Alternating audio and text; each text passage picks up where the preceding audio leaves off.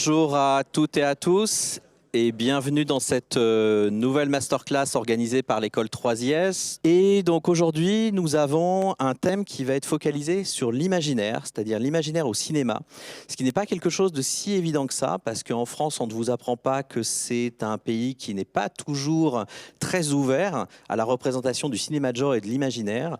Et donc pour parler de ce sujet, nous avons le plaisir d'inviter Thierry Poirot.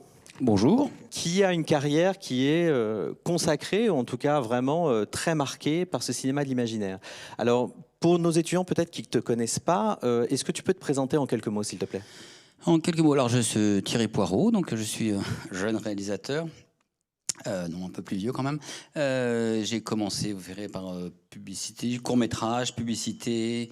J'ai fait un long-métrage, qui est un autre long-métrage par la suite, et je me suis mis à faire de la série. Dans toutes les étapes de ta carrière, tu as quand même représenté beaucoup des univers qui n'existent pas, des univers de genre, des univers liés à la bande dessinée. C'est quasiment systématique. Oui, c'est qu'on est parti, d'abord je me présente, moi je travaille aussi avec mon frère à l'origine, avec qui je m'entends toujours très bien évidemment, qui s'appelle Didier, donc on était connus sous le nom des frères Poirot au départ. Ça s'invente pas. Donc on a commencé et on venait vraiment l'un comme l'autre. On vient plutôt du milieu de l'art, des beaux-arts, de la BD. Il faisait beaucoup de BD, moi de la photo. Donc on était vraiment intéressés vraiment aux comics, à la BD, au milieu de l'art. Donc on a commencé tout d'abord par ce biais-là en fait, ce qui nous a amené petit à petit au cinéma. On a commencé beaucoup par des films d'animation, donc du stop motion, films d'animation image par image, qui était le plus facile parce on avait un Super 8, on faisait nos petits films et on a commencé vraiment à faire des films. Et même des petites du radiographique, enfin des radiophoniques. Donc on faisait aussi des films que par cassette, juste le son, qu'on n'avait pas assez d'argent. Et ça commençait vraiment comme ça en fait, jusqu'à, je te laisserai finir, mais jusqu'à l'arrivée des Escarpins, qui est mon premier court métrage. Oui, la transition est toute faite, c'est-à-dire que le premier court-métrage, donc c'est un film qui s'appelle Les Escarpins sauvages, que vous avez co-réalisé avec Didier en 1994. Je vais résumer rapidement l'histoire. Hein. Donc on est dans un univers qui est très particulier, avec un noir et blanc assez expressionniste. On suit donc un météorologiste qui est dans un univers comme ça, dans une forêt un peu sombre, et qui va rencontrer des créatures de bois qui s'animent et qui vont être hostiles à son encontre, bien évidemment. On voit tout de suite qu'il y a une patte très forte, il y a une proposition très forte à l'intérieur. Mais comment il a été fait? C'est-à-dire, est-ce qu'il a été fait en groupe d'artistes comme ça, de manière artisanale? Est-ce qu'il y avait une production derrière? Comment ça s'est lancé? C'est un court-métrage qui a été fait, faut le savoir, dans le jardin de nos parents en fait. Hein. Tous les trucs en bois, c'est ni plus ni moins que le jardin de nos parents, qui était à côté des agriculteurs. Voilà, donc tout a été fait sur place avec une prod parisienne qui était des gens qui viennent de l'animation, qui était une toute petite prod. Ils sont tous venus habiter chez mes parents pendant 15 jours et on l'a fait image par image. Comme ça, on a vraiment fait c'est vraiment un film bricolé avec vraiment très peu d'argent. C'est-à-dire que la bande son a coûté 2 fois plus cher que le film. Et ça a été fait comme ça. C'est vraiment une collaboration d'abord artistique, fait de photos, d'images. On a inventé l'univers petit à petit. Ça a mis du temps. J'avais beaucoup d'amis des Beaux-Arts qui venaient faire les décors l'été avec moi. On a fabriqué, vous verrez s'il y a le film, il y a un grand château qu'on a fabriqué dans le fond du jardin. Voilà, c'est vraiment un travail d'équipe d'amis, comme beaucoup de courts-métrages se font en fait, voilà, à l'origine. Et quel a été le retentissement du film? Parce qu'il a été primé au Festival international de Paris, hein, du film fantastique de Paris. Et quelles a été les retombées pour vous? Nous, ça a une carrière un petit peu, parce que le film est quand même un peu spécial, comme on peut voir, surtout qu'on s'est un peu vieilli pour le plus jeune public. C'est un film un peu étrange qui, à l'époque, ça se faisait absolument pas du tout. Du coup, ça a bien marché, moins à Paris. Oui, à Paris, ça a bien marché. C'est vrai qu'à l'international, on était à New York, ça a été primé un peu, on a fait un grand tour. Comme ça, pour un premier court-métrage, on était assez contents, c'est la première fois qu'on voyageait même. Et du coup, après le film, on s'est fait découvrir par d'autres prods, en fait. C'est là qu'a commencé une autre partie de ma carrière, du coup, de publicité, où ils ont découvert le savoir-faire de l'animation, ça leur plaisait. En fait, donc ça vous a exposé, si je résume, et ça vous a fait découvrir. Et derrière, un autre milieu, donc le milieu de la publicité, vous a accueilli d'une certaine Oui. manière. Vous avez travaillé sur des spots quand même de grande ampleur, avec des effets spéciaux de pointe pour l'époque, etc. Comment on passe de ces deux univers-là? En fait, c'est souvent, il y a les mêmes. Je parle pour les étudiants qui sont là, mais enfin, c'est pour les mêmes. On commence toujours par l'imaginaire. Enfin, que ça soit en publicité, en cinéma, même maintenant, ceux qui cartonnent en pub. Moi, j'en fais encore de la pub, donc je vois ce qui se passe en publicité, qui sont des jeunes. Je sais pas si vous connaissez les Megaforce, qui ont fait beaucoup de pubs en ce moment, ils viennent pareil. Moi, je les ai connus quand ils étaient plus jeunes, quand nous, on était déjà plus haut. Ils avaient commencé vraiment, c'était du bricolage, en fait. C'était du bricolage chez eux. Ça commence souvent un peu de la même chose. Ça, c'est vraiment par une passion de faire, avant tout. C'est pas au-delà de l'apprendre, c'est de faire les choses, en fait. Je pense que c'est cette passion de faire qui fait que les gens viennent te voir aussi. Viennent te voir. Et après, il y a l'univers qui est à l'intérieur. Après, il faut tomber sur un producteur ou des gens qui arrivent à voir aussi à travers l'univers. Parce qu'évidemment, ce qui est un peu plus compliqué en ce moment, c'est que les gens, ils veulent tout de suite voir, c'est-à-dire qu'ils veulent voir un court-métrage et pour voir ce qu'ils peuvent en faire en publicité ou en autre chose. Là, il y avait des gens un peu plus visionnaires, c'est qu'ils arrivent à déceler à l'intérieur de l'univers un talent. Et puis, on va pouvoir en faire ça, on va pouvoir faire quelque chose. Ce qui est encore le cas, hein, je rassure tout le monde, mais c'est vraiment, ça met du temps, mais après, je peux pas dire le mécanisme exact, parce que je pense que chacun a sa propre mécanique. Nous, on a été aidés à l'époque, on a eu des parrains. Il y a eu Yann Kounen, qui était quelqu'un qui a fait des longs métrages et par la suite, qui avait tombé sur notre court métrage, qui aimait beaucoup, donc qui nous avait aidé un petit peu aussi. C'est un milieu, en fait, il y a c'est le milieu de l'animation, hein, c'est vraiment le milieu de l'animation, parce que lui aussi s'intéresse à l'animation, et c'est souvent un parrain qui t'aide. Enfin, j'ai un parrain, c'est lui, il était un peu plus âgé, il était plus en avant que nous, et il nous a fait monter des marches, en fait. Si on liste très rapidement, parce que vous avez fait énormément de spots de pub, mais vous avez fait une pub avec Marie-Josée Pérec pour une marque de chaussures qui a été un phénomène, enfin c'était très très important à l'époque.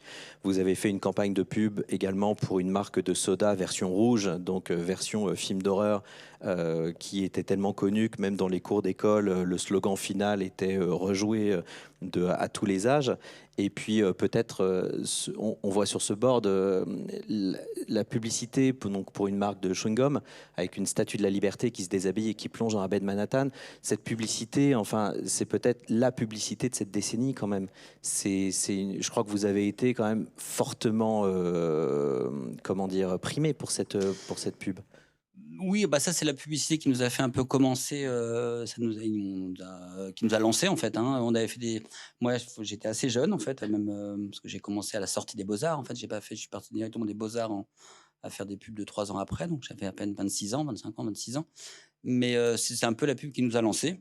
Donc c'est pas enfin sans doute un peu de chance, hein, parce que ça fait les milieux de la publicité, il faut trouver les bons concepts, l'animation. Après on s'est retrouvé avec un budget nous énorme à gérer, alors qu'on n'était pas du tout habitués.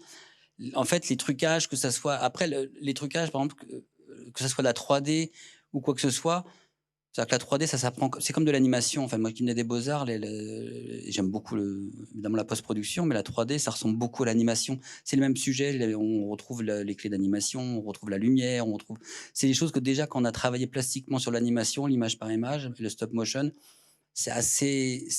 l'affiliation est assez rapide en fait. Donc ça, on arrive assez rapidement à s'y retrouver et à maîtriser en fait le sujet. Mais c'est vrai que pour l'époque, enfin, je revois les images aussi, c'était parce que la 3D marchait pas comme maintenant, c'est qu'on mettait une semaine à calculer les quelques images.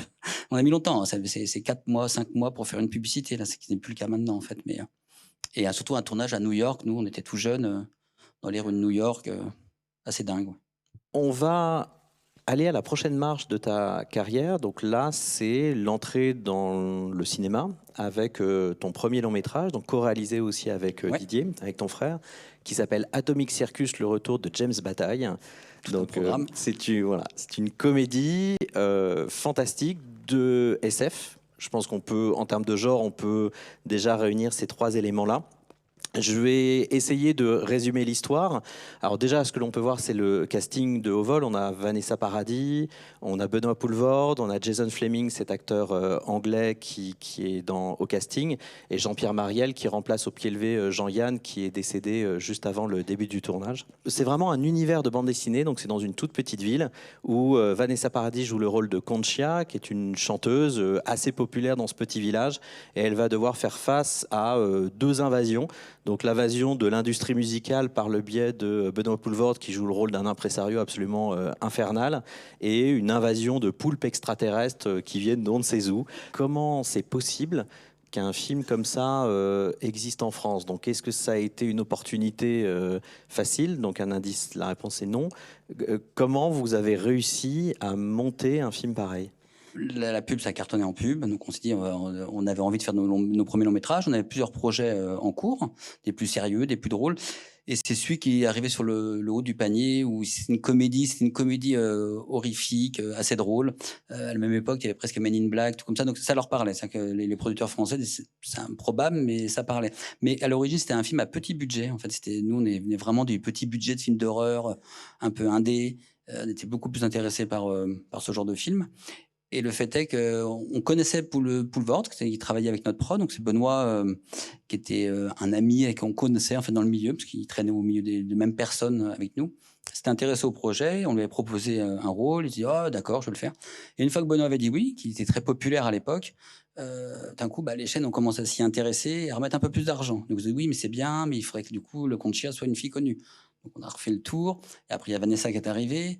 Du coup, Vanessa, alors qu'elle faisait très peu de cinéma à l'époque, elle était à Los Angeles, a accepté et ça s'est envolé. En fait, le budget s'est envolé, tout s'est envolé. Donc, le film a pris une proportion énorme. Et d'un petit film indé, petit budget, on est passé à un énorme film avec une attente. Sauf que tout le monde s'emballait, parce que faut savoir que dans le cinéma, beaucoup de gens, c'est le casting, à l'époque, passait presque avant l'histoire. C'est-à-dire que le casting, drôle, tout, ils avaient même presque pas vu l'histoire. Donc on s'est retrouvé à faire le film, mais c'était la même histoire en fait que notre petit film indé, qui était un film débile, pratiquement série Z. Donc on s'est retrouvé avec cet objet atypique au final, avec des distributeurs qui ont découvert le film en disant mais c'est un film indé série Z avec des stars. Je dis, bah oui, c'est ce qu'on avait vendu, mais ils l'ont presque découvert par la suite. Donc en fait, je dirais qu'il y a ce film, on a réussi à le faire. Pas parce que des gens savaient exactement ce qu'ils faisaient, mais qu'ils étaient presque aveuglés par le casting. Ils nous ont laissé faire ce qu'on avait envie. Nous, on était très jeunes, donc je n'arrivais pas à voir, moi ni Didier, sur ce qu'allait nous retomber dessus, en fait. C'est-à-dire que d'avoir pris un film aussi, je disais débile, avec beaucoup d'amour. Hein. C'est des films que j'aimais beaucoup, de série B, que j'aime beaucoup. Mais qu'on l'a fait avec un budget beaucoup trop gros. Donc ça nous est revenu dessus en disant, oh là là, c'est des gens de la publicité qui sont habitués à avoir des gros budgets, ils ont fait n'importe quoi. Mais à l'origine, nous, notre film, c'était un petit budget, en fait. Donc c'est quelque chose qui s'est fait comme ça, pas par hasard, hein, mais il y a eu un contexte un peu étrange où les gens se sont emballés sur un sujet plutôt que de bien regarder ce qu'ils faisaient comme projet, en fait. Le film est bardé d'effets spéciaux, c'est-à-dire il y a des effets spéciaux physiques, il y a des effets spéciaux 3D aussi, ce qui à l'époque était pas si courant que ça, et particulièrement pour un film français, hein, il faut toujours le souligner. Comment vous avez travaillé cet aspect-là? Est-ce que c'était un film qui était extrêmement préparé, storyboardé, complexe à gérer, avec aussi un casting de haut niveau? C'est-à-dire il y a quand même beaucoup de choses à mener de front, j'ai l'impression. C'était, je pourrais mentir en disant que c'était ultra préparé. C'était bien préparé parce qu'on faisait beaucoup de dessins, mais c'était un joyeux. Même il y a des interviews de Benoît qui disent c'est son film à peu près le plus bordélique. C'était un joyeux bordel. Hein, c'est très rock'n'roll. Mais non, c'était storyboardé pour tout ce qui était technique. On savait où on allait, parce qu'on avait fait beaucoup en pub, donc on avait fait les storyboards de toutes les scènes. Pour le reste, c'était un tout petit peu plus. On s'était laissé un petit peu aller aussi. C'était un petit peu plus improvisé par moment en fait. Mais il y avait un esprit très rock'n'roll aussi à l'intérieur qu'on voulait garder. Ça a été préparé évidemment en amont, tout ce qui était trucage, mais ça, l'expérience qu'on avait de la publicité nous a beaucoup aidé aussi. Hein. C'est-à-dire que la publicité, ça aide aussi, pour le coup. Moi, ça m'avait aidé à me sentir très à l'aise avec les effets spéciaux. C'est quelque chose que je connais très bien. Donc, c'était pas vraiment un problème. On était avec des gens avec qui on travaillait beaucoup, qui étaient Buff Company à l'époque, qui a fait beaucoup d'autres films, que j'avais rencontrés en publicité. Donc, c'est des gens avec qui déjà je travaillais beaucoup quand on a commencé à faire le film. Je continue à travailler là, même dans les prochaines séries, la nouvelle, sur les mêmes personnes en fait. Et donc, si je résume, vraiment, le passage à la pub, ça a été aussi quelque part un marqueur, un entraînement total en fait pour arriver au monde de la fiction. Donc, est-ce que ça veut dire que ces univers sont pas si différents que ça? Ils sont très divers. Alors c'est très dur en France, ce que j'ai appris par la suite, c'est très dur de passer de la publicité au cinéma, parce qu'on est toujours étiqueté publicité, c'est-à-dire on est étiqueté à des gens qui font que de l'esthétisme, qui savent pas raconter une histoire, qui ont beaucoup d'argent, qui sont bourgeois, mais qui savent rien faire un film. Alors que nous on venait vraiment du court métrage en fait, hein, mais tu mets du temps. Ça c'est quelque chose qu'on met du temps, donc notamment que le film avait été critiqué parce que le scénario était ce qu'il était, mais c'était une série B qu'on assumait telle quelle.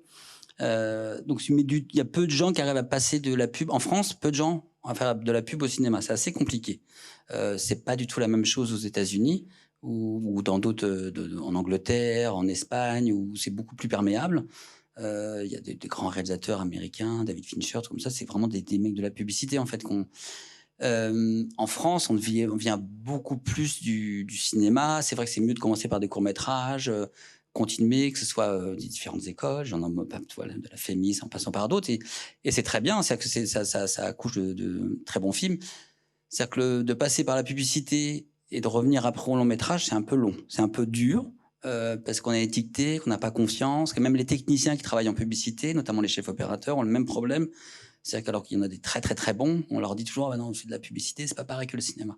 Alors que pour moi, c'est la même. Enfin, voilà, on fait des images, on crée en pub, on crée des petites histoires. L'inverse, par exemple, se passe très bien. Beaucoup de gens de long métrage font des pubs. Il n'y a pas de problème, ça se voit pas la différence, mais eux, ça repose aucun problème. C'est l'inverse qui est toujours plus compliqué en fait. J'ai l'impression, en t'entendant, qu'il y a comme en France une suspicion d'esthétisme. C'est-à-dire que si on fait des images ou du visuel, et ça peut être douteux par rapport à sa capacité à raconter tout simplement une histoire. Si je résume, j'ai l'impression que c'est ça. Bah, c'est-à-dire que je dirais pas que enfin, c'est dur de dire en France que je suis français, puis je continue. Mais je te dirai après, j'étais aux États-Unis, puis je suis très content de revenir en France, honnêtement. Mais c'est vrai que au-delà de l'esthétisme, c'est se tabler sur le visuel.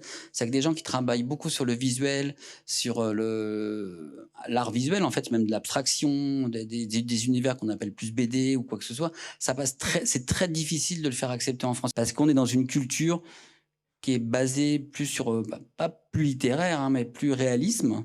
Mais même le public a du mal, parce que moi, je me fraude au public maintenant, même avec mes différentes séries, tout ça. Ça marche toujours moins bien. On dit qu'il y a du fantastique que quand il n'y en a pas, en fait. Parce que on n'est pas un public français sur lesquels ça marche énormément. Ça marche bien en Angleterre, en Espagne, ils font des grands films fantastiques, parce que c'est dans leur culture, en fait. On va revenir à Atomic Circus pour parler de la réception du film. Donc le film sort, c'est un ovni au sens propre. Comment il a été perçu? Bon, tu nous as donné des indices. Quand les distributeurs l'ont découvert, ils n'étaient pas forcément préparés au résultat. Donc comment ça s'est passé pour vous? Ça a été un petit peu dur à la sortie. Et c'est par la suite, en fait. C'est vraiment un film qui s'est nourri par la suite, qui m'a beaucoup plus aidé, mais un an après, où là, ça s'est revenu beaucoup plus facilement, comme beaucoup de films. Ça remarche en DVD, ça a marché plutôt. Il était extrêmement, enfin, même piraté un peu partout. D'ailleurs, maintenant, on peut le revoir plus facilement sur YouTube que sur autre chose. Donc, c'est vraiment le film. Après, il a pris son envol, mais par un autre biais, en fait, pas par le biais classique. Donc, moi, c'est pas un film qui m'a aidé à rentrer avec Didier ni moi dans le milieu du cinéma. Donc, le milieu du cinéma, on a dit ah bah, merci, au revoir, c'est pas pour vous. Donc, j'ai dû repartir un peu, refaire la pub avant de revenir au cinéma. Vous êtes resté proche de Vanessa Paradis puisque vous avez réalisé le documentaire de son concert. Hein, c'était en 2008, si je ne dis pas de bêtises. Oui. Et ça a été quelque chose de porteur puisque ça a débouché quand même sur une reconnaissance. Est-ce que tu peux nous dire comment vous avez travaillé ce documentaire? Comment ça s'est fait? Est-ce que c'était un accident, une opportunité? Et puis, ce que ça a provoqué chez vous derrière? Bah, nous, c'était vraiment c'était vraiment une opportunité. C'est vraiment par amitié au début par Vanessa qui devait faire on lui avait demandé de faire un film sur sa tournée. Elle n'avait pas du tout envie de se faire filmer la tournée, donc elle avait dit, elle avait demandé, est-ce que vous avez une idée? Je voyais un peu les captations, à quoi ça ressemblait, mais on s'était pas penché vraiment dessus avec Didier. Donc on l'a vraiment fait assez simplement, mais d'un point de vue plus cinéma. En fait, on s'est vraiment amusé à le faire du cinéma. On a fait des interviews, à s'amuser en fait, avec eux. C'était avec Vanessa, Mathieu Chédid, il y avait c'était sur sa tournée. Mais ça a été une opportunité qu'on a pris vraiment, que c'était quelque chose d'à part. Moi, j'ai beaucoup appris par rapport presque au côté documentaire, où je m'étais pas beaucoup penché sur la question. C'est-à-dire que là, on n'était pas maître des images, qu'on devait juste simplement filmer les images et être là à un moment où ça se passait. En fait, parce qu'il y avait des petits, voilà, c'est des petits moments de vie. Même si on pouvait pas tout filmer, parce qu'à l'époque, il y avait même Vanessa et sa vie étant privée. Même si de notre côté, à l'époque, c'était avec Johnny Depp et il était cadreur pour nous. Donc ça, c'était la petite histoire. J'avais Johnny Depp comme cadreur, qui adorait faire le 16 mm. Donc il l'a filmé avec nous en fait pendant un mois. C'était le côté très agréable de l'expérience.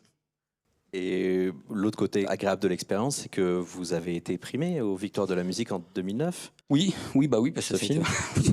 oui, c'était toujours agréable de recevoir des prix. Mais c'était pas, enfin, nous, on a vraiment fait ça, parce que c'était j'ai pas fait par-dessus la jambe, on l'a fait vraiment très, très bien, mais c'était vraiment, voilà, on n'avait pas d'attente plus que ça. C'était un parcours entre la publicité. On aime bien faire plusieurs choses différentes avec Didier. Donc, c'était vraiment une façon de rencontrer les gens Moi, j'ai vraiment plus appris sur le côté documentaire, ce que je dis ce qui m'a servi par la suite, en fait. De capter les choses, de monter aussi différemment les films, sans être trop dans le contrôle des images, mais c'est de capter ce qui se passe un peu sur un plateau. Alors là, on va arriver dans les années 2010. Oui, on progresse assez vite. Et c'est à ce moment-là où vous séparez votre binôme avec ton frère Didier. Alors, vous continuez de travailler ensemble, mais en tout cas, vous ne co-réalisez plus. Donc, comment ça s'est passé? C'est deux envies différentes? Bah, c'était nous déjà parce qu'on c'est un binôme, mais on est frères, donc c'est assez à la fois différent et plus facile. C'est-à-dire qu'on ne se posait pas de questions, comme il y a beaucoup de binômes dans le cinéma, mais c'est assez compliqué parce qu'au moment il y a les égos qui travaillent, on travaille chacun de notre côté. Donc pour ceux qui travaillent ensemble, au début c'est simple, puis après c'est toujours un peu plus compliqué, que ça soit alors dans les réussites, les échecs, chacun les assume un peu différemment. Nous on était frères, donc de toute façon on avait notre mère au milieu. Si on gueulait, on était ramenés à la maison. C'est venu vraiment un moment parce qu'on avait beaucoup passé de temps ensemble à toujours faire tout ensemble. Voilà, on avait besoin un petit peu d'air, on avait des idées un petit peu différentes. C'est-à-dire qu'on avait ce que j'ai fait par la suite était un petit peu différent de ce que j'ai fait au départ avec Didier. C'était des envies que Didier partageait pas ou vice versa. Je dirais que plus sur le cinéma en fait. Donc on a partagé un petit peu nos voix. Voilà, Didier avait envie aussi de revenir. Il faisait beaucoup d'art, de sculpture, de peinture, de cinéma. Enfin voilà, il y a un truc beaucoup plus artistique. Là où j'allais plus dans un cinéma, je dirais plus traditionnel. Donc nos chemins se sont un peu séparés.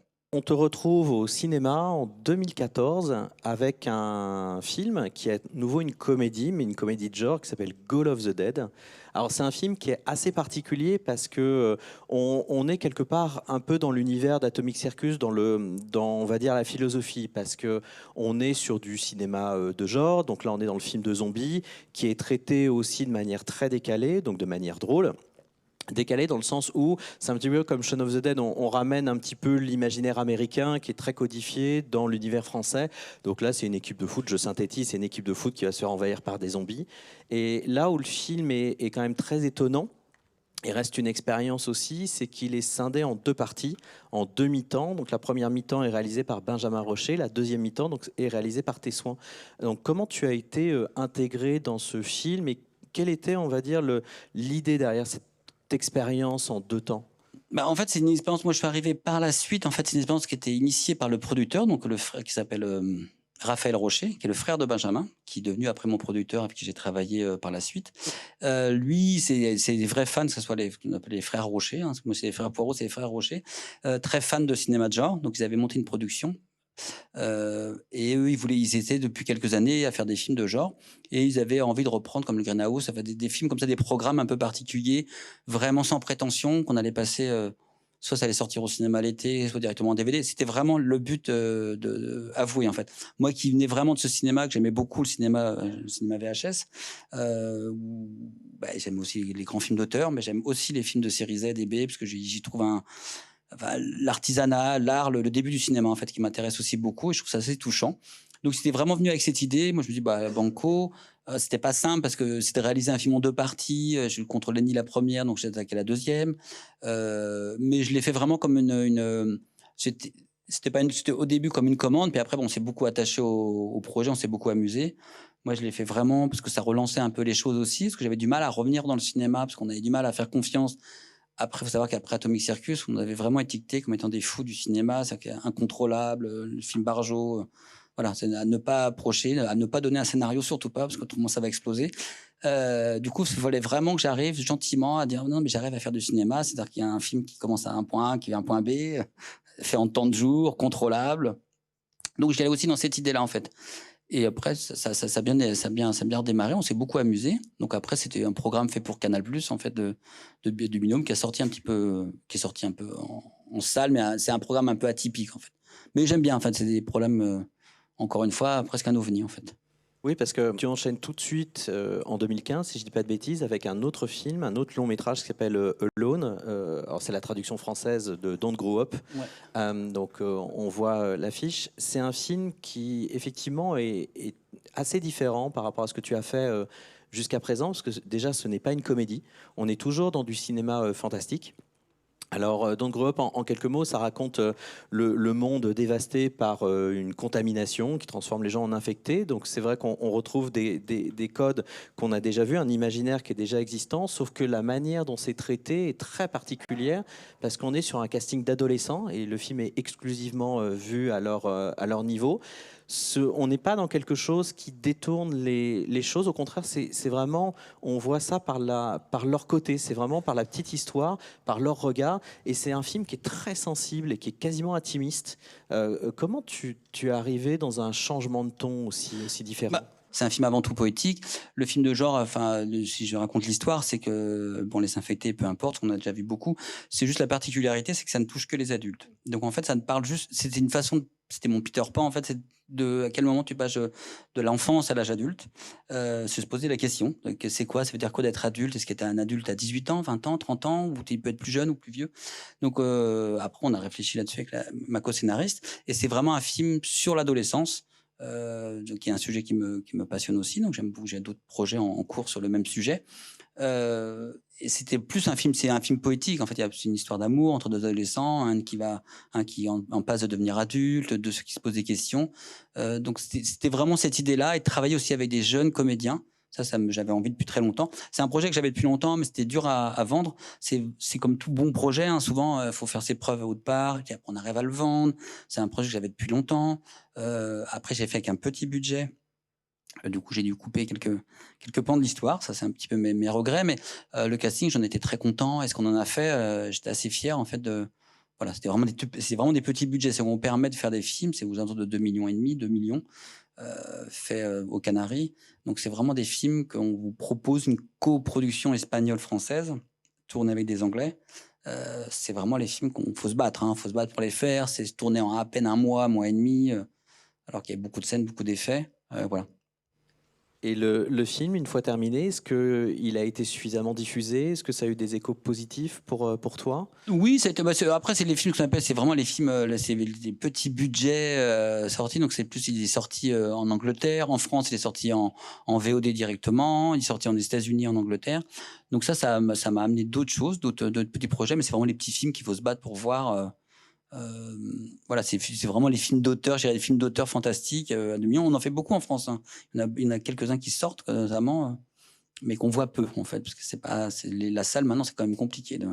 On avance là vraiment dans le moment de ta carrière qui nous amène quasiment au début des années 2020. On est en 2019. Là, on progresse à nouveau parce que là, on te retrouve après Alone au générique d'une série cette fois. Donc c'est encore autre chose, c'est la fiction, c'est toujours l'imaginaire, mais dans un autre contexte. Donc tu as réalisé donc Zone Blanche, cette série du service public qui a été diffusée sur France 2, qui est quand même une série qui est très très très étonnante, hein, parce que on est dans un univers qui est quasiment mystique. Comment tu es arrivé à la série télé après ces expériences de cinéma? Quand j'ai fait ça, c'est vraiment la bascule entre pas la fin du cinéma. Le cinéma est encore bien là et pour longtemps. Mais la série télé, c'était pas juste une série qu'on regardait à la télé. Il y avait vraiment des ambitions de cinéma qui arrivaient. Donc, les nouvelles séries qui arrivaient des États-Unis, d'Angleterre, HBO, de partout. Donc, le cinéma, il commence à piocher dans le monde du cinéma et d'une envie de faire des séries qu'ils appellent très cinéma. Maintenant, ça veut plus rien dire parce qu'il y a des séries télé qui sont plus cinématographiques et des films qui sont qui ressemblent à des séries. Mais c'était vraiment le début de l'époque. Donc moi, on est venu me chercher après Don't Grow Up, en fait. C'est vraiment Don't Grow Up que j'ai projeté dans des festivals. Et c'est le producteur qui a vu Don't Grow Up et qui a vu dans ce film un peu cette sensibilité un peu étrange. Quelque chose qui lui a parlé, qui m'a proposé du coup de travailler sur l'adaptation de Zone Blanche. Moi, je ne voulais pas trop y aller au début parce que je me dis voilà, c'est pour une série France 2, c'était pas du tout ce que je regardais. Je me retrouvais je me voyais déjà finir ma carrière à faire je ne dirais pas d'autres noms, mais d'autres séries que je n'ai pas envie de faire. Donc j'y étais vraiment d'accord, mais moi je fais du cinéma, j'ai envie de m'amuser, c'est du fantastique. On m'a dit oui, tu peux y aller. Donc on a proposé, j'avoue qu'il nous c'est une certaine liberté. J'ai découvert aussi mon producteur, à qui je suis très ami, qui m'a poussé, qui a dit allez, on y va. On a proposé, ça a plutôt très bien marché. Ils ont fait une saison 2, c'est sur Netflix, ça a été racheté par Netflix. Donc ça nous a, c'est une série, je dirais, qui était une commande, parce que ça reste quand même quelque chose que j'ai pas initié, j'ai pas écrit, qui est assez agréable, quand on vient du long métrage, et je pense qu'il y a beaucoup de gens qui font de la série et du long métrage aussi. Il y a un petit problème de budget, parce qu'il faut aller vite et par rapport au long, mais mais le fait de pouvoir développer des personnages, de rencontrer des gens, d'avoir une famille, ça c'est plus que du théâtre, en fait, d'une famille les auteurs, les producteurs, toutes les équipes, on voyage vraiment ensemble, en fait. Ça, c'est très agréable.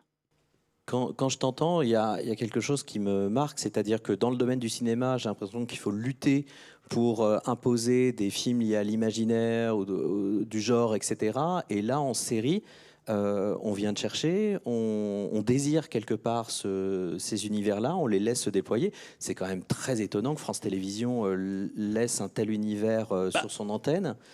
Est-ce que ça veut dire que la série télé est beaucoup plus ouverte, en fait, quelque part? En fait, ça s'explique assez simplement. C'est que le cinéma, il faut faire le plus grand chiffre, le plus populaire. Donc, on fait un film, il faut qu'il attire le plus de gens possible.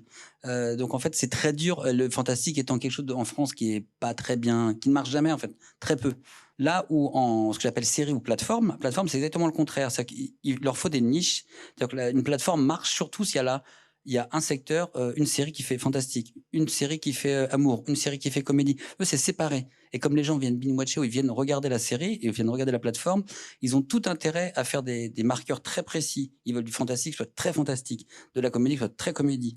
Donc après, on retrouve le même problème de mélange de genres, mais par contre, eux, ils n'ont pas peur parce que ça fait partie exactement je dis une plateforme, que ce soit, quand je parle de plateforme, que ce soit France 2, Netflix, HBO, Canal+, pour moi, ils marchent à peu près tous pareil. C'est qu'ils ont vraiment envie d'avoir des secteurs très précis et des marqueurs très précis pour un public qui peut aller de l'un à l'autre. Si je prends une famille, bah, il y a l'ado qui aime que les films d'horreur, la mère qui veut regarder des films d'amour. Donc ils ont intérêt à garder simplement, c'est très technique, hein, d'avoir un abonnement avec une famille.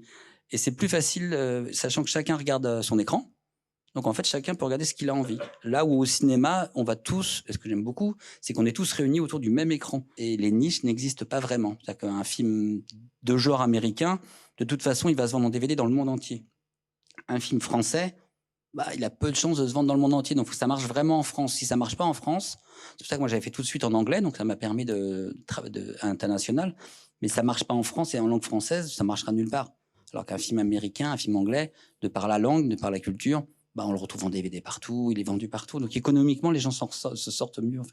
Le prochain projet sur lequel tu travailles, c'est à nouveau une série qui s'appelle Infinity. Donc Infinity, ça mélange deux genres. Ça mélange le thriller et le film de science-fiction, parce qu'on part donc d'un crime au Kazakhstan et on va essayer donc d'enquêter, ce qui va nous emmener dans l'ISS et jusque dans l'espace. Tu as parlé beaucoup de qu'on t'appelle sous forme de commande, etc. Mais là, Infinity, c'est pas la même chose. C'est vraiment un projet sur lequel tu étais. Enfin, ça n'a pas la même place pour toi.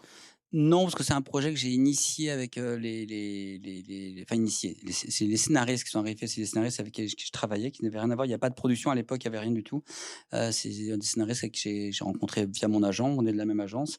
C'est un projet qu'ils avaient, qui se passait même pas en Kazakhstan, qui se passait en Guyane, et qui est un projet qui dormait. C'est vraiment il y avait les prémices en fait du projet. Moi j'ai adoré. On s'est dit bah, c'est infaisable, c'est trop compliqué. Moi c'était vraiment le projet que j'avais envie de faire, du projet que j'avais envie de faire. Ça parlait, enfin bah, c'est à la fois sérieux. Je suis très du polar. J'aimais beaucoup Interstellar. J'aimais beaucoup du polar, les films un peu complexes. J'aimais beaucoup le polar et la science-fiction, qui sont vraiment les trucs que je préfère. Mais j'avais passé beaucoup de temps à faire des comédies, à faire des films d'horreur, que je renie pas du tout, hein, que j'adore. Et là, c'est vraiment quelque chose de laquelle j'avais envie de travailler, en fait. Donc, je l'ai porté un peu longtemps, on l'a réécrit entièrement. C'était à l'origine, ça devait être un film infaisable en France. Et on a fini par faire une mini-série voilà, qu'on a vendu à Canal+. Ça s'est mis du temps, hein, parce qu'il y avait des projets anglais. Il y avait un projet anglais qui était similaire à l'époque. On s'est battu, c'était le premier qui allait arriver. Finalement, on a réécrit le deuxième épisode et on a réussi à faire à le faire en fait, parce que c'est toujours même si on est un peu plus connu, tout ça, c'est toujours un combat hein, jusqu'au bout, tout le temps. Et du coup, celui-là, on a réussi à le vendre. Donc j'en suis fier parce que c'est vraiment quelque chose qui me parle. Voilà, c'est un projet que j'ai porté jusqu'au bout. On a été le faire en Ukraine et au Kazakhstan. J'avais envie de faire en langue kazakh, avec des acteurs kazakhs, mélangés avec des Français, mélangés avec des Anglais. C'est un peu la voie sur laquelle je travaille en ce moment. C'est vraiment la suite d'Infinity. Qui a marché plutôt bien à Canal+, qui marche bien à l'international. Encore une fois, plus à l'international qu'en France. Ça a bien marché en France, mais les gens trouvaient ça un petit peu complexe, ou le public, ce que je peux comprendre, hein, il y avait à la fin il manque un épisode en fait qu'on a dû couper. Voilà, il y a un épisode qui explique un peu les choses qui a disparu. Et du coup, ça marche beaucoup plus à l'international. Voilà, on va au Emmy Award le mois prochain. Voilà, c'est quelque chose qui, je sais que c'était beaucoup plus payant moi à l'international qu'en France. Mais les Français, enfin, les Canal+, c'est très fier et très content. Mais Oui, parce que tu l'as dit rapidement, mais vous êtes nommé au Emmy Award quand même pour la série. Enfin, les Emmy Awards, c'est les Oscars de la télé aux États-Unis quand même. C'est juste, enfin, on peut pas imaginer mieux que ça. Non, non, c'est arrivé il y a 2-3 semaines. Donc je pars dans 10 jours. Je vous dirai ce qu'il en est. Oui, oui, non, c'était assez inattendu. C'est assez inattendu, mais même pour les diffuseurs, même pour Canal, assez inattendu parce que ça a bien marché, mais ça reste un petit peu. Ça a très bien marché sur Canal, mais ça reste des choses un peu étranges pour le public. Donc ils l'ont mis un peu dans le casier un peu étrange, et c'est beaucoup mieux vu en fait à l'étranger. Voilà, donc c'est un retour. Je suis assez content parce que c'est un retour. Après, ça me fait revenir en France évidemment, mais c'est toujours agréable. Infinity quand même mélange deux genres. C'est à la fois un thriller et c'est un film de science-fiction. En fait, c'était vraiment la base. Moi, je suis très fan de science-fiction. J'ai commencé par, par Star Wars et tout. J'y y arrivé longtemps après, mais après, et plein d'autres. Mais c'est pareil, la science-fiction en France, très dur. Enfin, impossible à, à gérer. À l'inverse, le polar, parce que parce que j'avais appris ça en faisant surtout Zone Blanche, qui est ni plus moins qu'un petit film policier. Enfin, petit film, ça reste des films policiers assez drôles. Ça marche très bien. C'est que les gens s'habituent à voir alors, les films policiers en France, ça marche toujours très bien. C'est un genre, on pourra le faire jusqu'à la fin de notre vie. Ça marche très bien. Après, je me dis, bah, on va rentrer par le polar pour aller vers la science-fiction. C'est qu'au début, c'était beaucoup plus SF. C'est ça que j'ai apporté en fait avec les auteurs. Je dis, bah non, on va rentrer par le polar, un polar, soit au Kazakhstan, un peu. J'aime beaucoup les films hongkongais. Moi, je suis très polar aussi hongkongais. Donc, j'allais par ce biais, en fait, par le polar, on allait amener les gens tout doucement à arriver dans l'espace, à accepter la science-fiction. Je ne sais pas pourquoi on se voit pas. Alors qu'on était notamment pour l'espace, hein, c'est qu'on avait et encore Thomas Pesquet. J'ai contacté aussi beaucoup de gens qui avaient été pour ce film. C'était fort intéressant. Claudia Nuret, tous ces gens qui sont montés dans l'ISS, qui ont fait l'espace, ça reste européen et ça reste ancré en Europe en fait. C'est les tirs de combat de l'ISS en fait, ça tirait à l'époque de Baïkonour qui n'existe plus à cause de la guerre Ukraine et Russie. Mais ça reste un univers très européen en fait, mais qui a jamais été exploité. C'est quelque chose, alors que nous, enfin, dans la conquête de l'espace, on a notre mot à dire. On a de grands cosmonautes qui sont montés, qui sont descendus. Et c'est vrai qu'on l'utilise peu. J'ai dit, bah, on a dû se battre. Ça a intéressé les distributeurs. Hein.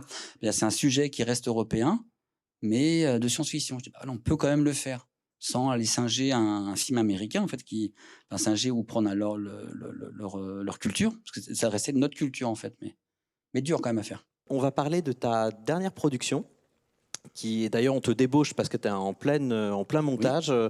Et donc merci de te libérer pour être avec nous. C'est-à-dire que là tu es aux commandes d'une nouvelle série pour Canal+, qui s'appelle Les Sentinelles. C'est tiré d'une bande dessinée qui a failli être adaptée il y a quelque temps déjà par Alexandre Aja, qui est un Français expatrié à Hollywood, avec un autre réalisateur français qui s'appelle Julien Mocrani. Donc voilà, pour X raisons, le projet ne s'est pas fait. Et donc là, il est développé en mini-série et donc tu le réalises. Est-ce que tu peux nous présenter ce projet qui reste quand même assez secret? Il n'y a pas beaucoup d'informations pour le moment sur cette série. Bah pour cause, hein, ça ne sortira que en septembre 2024. Je suis en train de finir les 2-3 premiers épisodes en fait en ce moment. Bah, c'est une série qui a été redéveloppée en fait par un scénariste qui s'appelle Guillaume Le Mans, qui a racheté les droits de la BD. Ils s'en est un petit peu éloignés et ils l'ont vendu après en série pour Canal+. Canal+ en ce moment cherchait pour à se développer. Ils veulent plus de la série, un peu d'aventure, un peu plus, j'irais aventure, quand je dirais populaire dans le bon sens et le mauvais sens du terme. C'est un truc beaucoup plus accessible, ludique, voilà, une action un peu fantastique. Voilà ce qu'ils recherchaient, donc ils ont réussi à vendre ce projet. Là, c'est vraiment pour le coup, ça fait partie. C'est comme à l'époque quand j'ai fait Zone Blanche, c'est vraiment des commandes. Moi, entre mes deux projets, tant que je développe, c'est toujours très long. J'accepte de temps en temps de rentrer dans l'univers d'autres gens. Là, ils m'ont laissé. Je connaissais évidemment la BD. Là, ils m'ont laissé. J'ai beaucoup travaillé sur la direction artistique aussi, d'où je viens. Moi, ça m'intéressait aussi. Donc, ils m'ont laissé faire une adaptation artistique de toute la série, donc avec les budgets et la préparation qui étaient très bien. Et c'est une série, ça sera assez éloigné de la BD, pour cause que la BD raconte beaucoup. La BD revient sur les grands moments de la guerre 14-18, les grandes batailles, revues et corrigées à travers ces personnages qui sont les Sentinelles, qui sont des personnages blindés, mais qui restent des humains. Nous, il y a un côté un peu, l'auteur a été beaucoup plus du côté fantastique. Ça se passe dans Paris aussi, ça se passe pas que sur les champs de bataille, pour des causes aussi purement économiques. En fait, il y a des choses qu'on ne pouvait pas tout montrer. Ça restera spectaculaire, mais à un niveau, on reste quand même enfin, c'est des budgets français, franco-français, donc en fait, on reste dans des budgets un peu plus limités. Mais on arrive à développer quand même. Ça se passe entre le Paris, les bas-fonds de Paris. Je peux pas tout vous dire, mais il y a un côté par rapport à la BD, il y a un aspect fantastique, gothique totalement assumé, avec des pouvoirs comme ça. Voilà, ça va assez loin dans la proposition. Après, j'espère que ça plaira ou on va voir. On sait jamais en fait, au début quand ça part comme ça. Et là, j'en suis en train de finir. On partage en fait, je partage la réalisation avec Édouard Salier, qui est un autre réalisateur qui a sorti son long métrage aussi, qui vient aussi du film du fantastique aussi. Voilà, on verra si ça marche. Très bien, merci Thierry. Merci. On va se tourner maintenant vers la salle. Vous proposez le micro si vous avez des questions à poser à notre invité. Tout le long de cette masterclass, vous avez évoqué le fait qu'il y a des difficultés en France à raconter certaines histoires, certains univers. Est-ce que ça a évolué? Est-ce qu'il y a un peu d'espoir, quoi? Mais il y a toujours de l'espoir. Tu vois, les séries, enfin, vous imaginez, vous avez beaucoup de plateformes, mais ça sort tous les jours.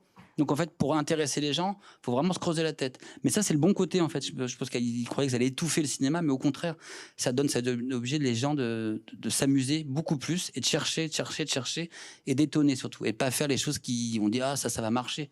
Souvent, ce qui marche, d'ailleurs, ils sont toujours surpris. Tous les succès de Netflix ou les autres, on s'y attendait pas, ils s'y attendent jamais. Enfin, ça revient. Je vais vous donner un exemple de. Moi, je suis sur un thriller, polar super noir. On dit mais ça marche plus le polar noir. Là, il y a Netflix qui sort de Body. J'ai pas encore vu la série, hein, mais et ça fait 2 semaines que j'entends plus parler que de ça. Dans le milieu du cinéma, des gens me disent ah là là, mais vous avez pas des thrillers un peu noirs, tout comme ça, parce que ça redémarre à chaque fois. On sait jamais en fait, donc faut jamais abandonner. Ça tourne, en fait, ça tourne. Le goût tourne et revient. Les séries, c'est pour ça les plateformes ont un côté sain pour le cinéma, c'est que ça remet un peu de vif, de peps. Voilà, c'est mon avis en fait. Vous avez évoqué une carrière aux États-Unis. Oui. Est-ce que vous pouvez nous en dire plus? Et vous avez aussi dit que vous préférez travailler en France. Et pourquoi? Alors en fait, aux États-Unis, j'ai fait des années. Quand j'ai commencé la publicité avec mon frère, après ça a beaucoup mieux marché. En fait, j'ai été aux États-Unis, j'étais représenté en France et à Los Angeles, enfin à New York, en publicité. J'ai fait beaucoup de publicité là-bas, à Los Angeles et à New York notamment. Là, j'ai rencontré plein de gens très connus qui m'ont aidé. J'avais été à l'époque sur le plateau de David Fincher quand il faisait Panic Room. Tim Burton on est vraiment. C'est assez facile en fait quand on arrive à Los Angeles, quand on est jeune. Souvent, c'est Hollywood et le bon côté d'Hollywood, c'est qu'ils sont très friands des jeunes talents. Donc, alors quand on arrive, ils te prennent tout de suite à bras le corps. Donc, tu vois beaucoup de gens tout de suite. On a un agent, on te présente plein de gens. J'ai fait la pub, ça a très bien marché, j'en ai fait beaucoup là-bas. Après, c'est un long métrage. J'ai commencé à travailler sur un long métrage avec une scénariste qui s'appelait Caroline Thompson, qui était la scénariste de Tim Burton, qui a fait Mr. Jack, qui a fait Des Romains d'argent, qui avait écrit un film très étrange sur le Fricks. Je ne sais pas si vous connaissez le vieux film qui s'appelle Fricks, qui est une adaptation. En fait, c'était une biographie de Johnny Heck, sur lequel j'ai travaillé pendant 1 an, qui était tourné. On a fait des essais avec James Franco, enfin l'acteur qu'on a vu dans. Voilà, mais c'était un film qui était très noir. Ça parlait vraiment des frics et des handicapés, qui était tourné en partie en noir et blanc, qui était un film fantastique. Mais ça m'a pris 1 an pour arriver en fait à pas grand chose. Souvent, comme ça arrive, en fait, c'est très dur de percer en fait. À Los Angeles, il faut vraiment soit y habiter à Jacques, qui vraiment s'installer, mais lui, il produit vraiment des choses comme il a toujours rêvé de faire des films d'horreur comme les Américains. Il le fait là-bas avec beaucoup d'amour, et là où moi j'aimais bien un peu transgressif, donc j'aimais bien de faire des films un peu étranges. Là-bas, ça marchait pas très bien. Donc au bout d'1 an, enfin pour ceux qui verront, Hollywood est génial, hein, mais faut pas y passer trop de temps en fait. Ça se bouffe un peu. On a peu de liberté. En réalisateur, on reste quand même qu'un technicien, mais vraiment, on te met vraiment au milieu le côté auteurisme, raconter des histoires, tout le monde s'en fout. Ouais. C'est vraiment un technicien, point barre. Faire de la pub là-bas, c'est très drôle, hein, parce qu'on a accès évidemment à tout, Los Angeles, les gens, les les techniciens qui ont travaillé sur tous les gros films. Donc ça, c'est toujours c'est comme un petit rêve d'enfant. Mais j'avoue que moi, j'ai atteint mon rêve d'enfant, puis je me suis dit, en fait, non. Je préférais l'Europe. Enfin, l'idéal, en fait, j'aime beaucoup, par contre, aux États-Unis, c'est évidemment, ils ont un... Bon, moi, j'en rêvais, parce que je viens plutôt de ce cinéma-là, donc c'était plutôt avoir accès aux acteurs, aux décors. Donc moi, mon idéal, c'est des financements européens et d'un film tourné au Canada avec des Anglais. Enfin, ça serait le paradis. Mais dans le studio lui-même, Hollywood, et voilà, ça c'est pas... J'y étais un petit peu, beaucoup. C'était pas très agréable, en fait. Alors bonjour. Bonjour. Est-ce que dans votre carrière, votre expérience en tant que réalisateur de pub est-ce que vous sentez que votre expérience en tant que réalisateur de pub vous a influencé un peu négativement dans votre carrière de réalisateur, comme par exemple pour Atomic Circus, où vous avez un peu subi les stigmates qu'on peut avoir sur les metteurs en scène de pub? Oui, j'ai pas de regret d'avoir fait, parce que c'est ma carrière et chacun fait son chemin. Mais c'est vrai enfin, moi je faisais de la pub enfin, quand je dis à haut niveau, j'ai fait beaucoup de pubs et j'en continue un petit peu. C'est pas les stigmates de faire de visuel, ça t'apprend. En fait, la pub, ça t'apprend pas vraiment. Ça t'apprend techniquement à faire des petites histoires. Parce que ça m'a appris vraiment. J'ai appris vraiment mon métier en faisant la publicité. La seule chose qu'on t'apprend pas en publicité, c'est ce que tu as envie de raconter. Ce que je disais, c'est que tu fais juste des petites histoires un peu débiles avec des petits concepts. Et ce qui manque, du coup, après, on te lance dans le cinéma. C'est vrai que Didier et moi, on avait un savoir-faire de faire des images, faire des scènes d'action, faire des jolies scènes. Donc ce savoir-faire était super. Donc nous, on se lançait dans les histoires en disant, bon, bah voilà, on va raconter ce scénario. Et on s'était rarement penché, et c'était un peu bête, sur l'histoire qu'on avait vraiment envie de raconter. C'est que le milieu de la publicité a tendance à te phagocyter. On prend juste c'est une coquille, c'est vraiment du visuel, du genre, du visuel. Donc en fait, tu peux te faire aspirer là-dedans. Et ça marche très bien. Alors après, on a aussi, c'est très financièrement, c'est très bien payé, on visite partout. Donc, le milieu de la pub est très brillant. Mais quand on se penche après sur le cinéma, et que tu viens sur un plateau avec des acteurs et t'as des gens qui te demandent ce qu'on a envie de raconter, c'est ça qui te manque. C'est dire, il faut vraiment te pencher sur ce que tu as vraiment envie de raconter. Et j'avoue que les années de pub m'ont juste un peu endormi de ce côté-là. C'est que j'ai oublié de penser à ce que j'avais vraiment envie de raconter. Et c'est que maintenant, cheveux gris, un peu tardivement, que je me dis, il y a des choses que j'ai envie de raconter, des histoires, des choses que j'avais depuis avant, hein, mais qui sont venues petit à petit, en fait. Et ça, la pub a tendance un petit peu à t'écarter de ton chemin. Mais ça reste aussi très intéressant. Bonjour. Bonjour. En tant que réalisateur, est-ce que vous avez un point ou un côté de la réalisation que vous appréciez particulièrement ou détestez forcément? Moi, personnellement, parce que je discute avec beaucoup d'amis réalisateurs qui n'aiment pas trop soit le plateau, soit... Moi, c'est vrai que je suis pour le coup un vrai amoureux du cinéma et j'aime beaucoup toutes les... C'est tellement différent. Alors, c'est un peu bateau ce que je vous dis, mais j'aime vraiment toutes les périodes du cinéma, de la préparation, parce que tout est possible. Ça n'a rien à voir, on est là, on rêve d'un truc, on fait des dessins, on est dans la création, tout est possible. Après, j'irais le plus chiant, c'est les repérages, hein, parce que c'est du minibus pendant des heures à changer. Voilà, ça c'est le truc le plus chiant du monde. Il faut savoir que c'est avant le tournage. Tu tournes dans un minibus pendant 6 mois, voilà, pendant manger des vieux sandwichs. C'est le cinéma. Et t'es épuisé souvent quand tu commences le tournage, d'ailleurs, t'es épuisé, t'as l'impression d'avoir fait ton film 30 fois et t'es crevé. Après, t'as le plateau qui est carrément aussi une autre. C'est tellement différent, en fait, et c'est ça que j'aime, moi, personnellement, dans le cinéma, c'est que ça partage vraiment des choses très différentes. Le tournage étant quelque chose de très instinctif, assez épuisant et très sportif, que je contrôle, enfin, que j'aimais beaucoup, j'ai fait beaucoup de pubs, donc j'aimais beaucoup le tournage, même techniquement, je me sens à l'aise avec les caméras. Et la post-prod, c'est vraiment le moment où on rassemble tout, que j'aime aussi beaucoup, parce que là, on est installé et on fait vivre les choses. J'aime beaucoup la musique, j'aime beaucoup le mix à la fin, parce qu'on peut retravailler, y compris quand on fait des films un peu de genre ou des choses comme ça. Le son a une importance énorme. Moi, je suis très fan de musique de film, donc c'est quelque chose que j'aime beaucoup. J'aime beaucoup les enregistrements de musique. Toutes les parties en fait du cinéma sont quand même assez passionnantes. Il y en a des plus longues que d'autres. La vente aussi, la vente au début est un peu compliquée. C'est pas la partie la plus intéressante, mais très nécessaire. Est-ce qu'avoir une idée de l'esthétisme avant le propos ou le fond d'un film est une mauvaise chose? Comment allier les deux sans dénaturer le projet? C'est une bonne question. Moi, j'avoue que je l'ai fait dans ce sens-là. J'avoue que maintenant, ça m'a perdu un petit peu de temps, mais parce que j'ai mis souvent l'esthétisme au cœur du projet avant de commencer le fond. Et j'ai vu que des fois ça marchait bien. Par exemple, notre premier court-métrage, c'était à la fois très esthétique, mais ça parlait de ça. Ça parlait d'un milieu de l'expressionniste allemand. Donc c'était très au milieu de ça. Donc on a trouvé un propos qui racontait l'histoire de quelqu'un qui fabriquait des marionnettes. Donc le propos et l'esthétisme étaient liés.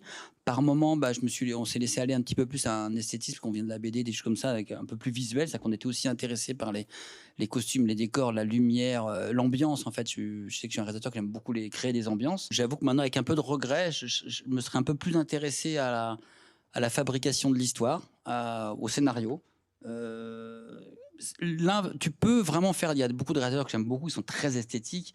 Et je pense qu'ils font l'un avec l'autre. Je parlais de Wes Anderson, qui est vraiment le. Lui, il fait tous ses storyboards, c'est animé, et il fait ses propres voix. Il faut savoir que Wes Anderson, il fait tout son film est en storyboard animé, tout, même quand les acteurs, et c'est lui qui mime toutes ses propres voix. Donc il fait toutes ses petites voix comme ça, tous ses dialogues. C'est vraiment des films d'animation qu'il fait après en réaliste. Alors après, ça va être un petit peu sur un plateau, ça devient un petit peu chiant parce qu'on refait exactement la même chose. Mais lui, il part vraiment. Il y a des gens qui parlent vraiment de ça. Après, il a trouvé son propos avec son histoire. Je pense que ça dépend qu'on arrive à. Il faut quand même que ça soit lié. C'est-à-dire que moi, les erreurs que j'ai fait par le passé, c'est de mettre l'esthétisme avant le fond, sans avoir une idée de comment je pouvais mêler les deux. Très bien, merci Thierry. On est à la fin de cette masterclass, on tient aussi le temps. J'ai quand même, moi, une dernière remarque à faire. Oui. Je t'ai entendu depuis le début, et particulièrement en répondant aux questions des étudiants. Un mot qui revient très souvent, c'est « j'ai appris ». J'ai appris. Après ton premier court-métrage, effectivement. Mais ensuite dans le monde de la publicité, et après ton premier long-métrage, dans les séries, et là tu viens de le redire. Est-ce que c'est un mot-clé peut-être à leur confier? On te parlait de conseils à leur donner. Est-ce que c'est quelque chose qui est finalement une carrière, c'est un apprentissage permanent peut-être? Oui, je pense que moi j'apprends tous les jours, tout le temps, en faisant. De parler aussi, quand je vous parlais de jeune génération, je vous parlais de ma fille qui est école de cinéma aussi. Ça te repousse ailleurs, c'est-à-dire que cette jeunesse, tes envies, les choses que tu vois, ça repousse ailleurs. Mais je pense que c'est pareil si tu suis je me compare pas à un grand réalisateur, mais tous les réalisateurs que j'admire, ils changent beaucoup. Tu vois, j'étais très plus jeune, j'étais très Spielberg, tout comme ça. Donc, mais ils ont changé, ils sont passés des découpages si vous analysez bien vraiment les découpages de ces réalisateurs, en termes de films, ils sont passés des fois des trucs très statiques. D'un coup, ils ont découvert un chef-op, ils sont venus à faire des caméras portées, faire des longs plans séquences. C'est-à-dire qu'ils évoluent beaucoup, leur sujet évolue, la façon de filmer évolue. Je pense qu'on perfectionne quelque chose, mais on évolue à chaque fois. Et je pense que c'est ce qui est passionnant. Et surtout qu'on vit dans une époque qui évolue aussi. Donc, moi, ça vient plus de mes études des beaux-arts. Faut vraiment être aux aguets de tout ce qui se passe et puis d'apprendre tout le temps. En fait, moi c'est plus le cinéma. Ce que j'aime, c'est un travail de groupe aussi. Donc, c'est de découvrir des gens et puis les gens, ça rebondit différemment et d'apprendre. Oui, on apprend. J'y suis encore. Hein, j'apprends beaucoup, tous les jours, tout le temps. Très bien, merci beaucoup Thierry. De rien. On peut t'applaudir bien fort. Merci. On peut également applaudir. On peut aussi également applaudir ton frère Didier, parce qu'on a beaucoup parlé de son travail aussi aujourd'hui. Merci beaucoup, parce que tu as beaucoup de travail avec la post-production des Sentinelles. Ouais. On te souhaite le meilleur pour la suite et pour les Emmy tout particulièrement. Merci à vous, merci à toute l'équipe des étudiants en coulisses, Margot, Jonas, leurs équipes. Merci à Enzo pour l'habillage et on se retrouve le mois prochain pour une nouvelle masterclass. Au revoir. Merci, au revoir.